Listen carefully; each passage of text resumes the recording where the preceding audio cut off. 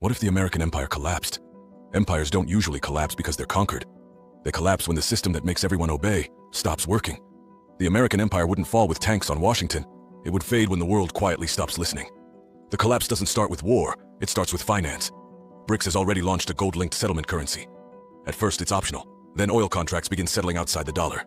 Sanctions lose their bite. Debt becomes harder to roll over. Nothing breaks overnight, but the rules of the game change. This is the moment the dollar stops being unquestioned. The US military is still powerful, but power only works if others accept it. Allies hedge. Saudi Arabia prices some energy outside USD. Turkey plays both sides. ASEAN stops choosing blocks. Washington can still act, but it can't enforce alignment the way it used to. The empire isn't defeated, it's bypassed. And this is where things get dangerous. Because when a global hegemon weakens, everyone moves at once. China expands a yuan-based trade zone. No invasions, no flags, just infrastructure, loans, and quiet security guarantees. Russia doesn't try to replace the US.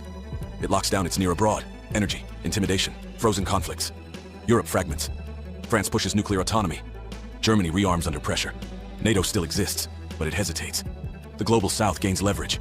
No loyalty, no ideology, just deals. The vacuum isn't filled by one empire, it's divided into competing spheres. There's no single replacement for the American empire. Instead, more regional wars, more economic coercion, less predictability, trade becomes political again. The US still exists, still powerful, but no longer central. Because the most dangerous moment in world politics isn't when an empire falls, it's when certainty disappears. For more What If scenarios, subscribe to What If Social.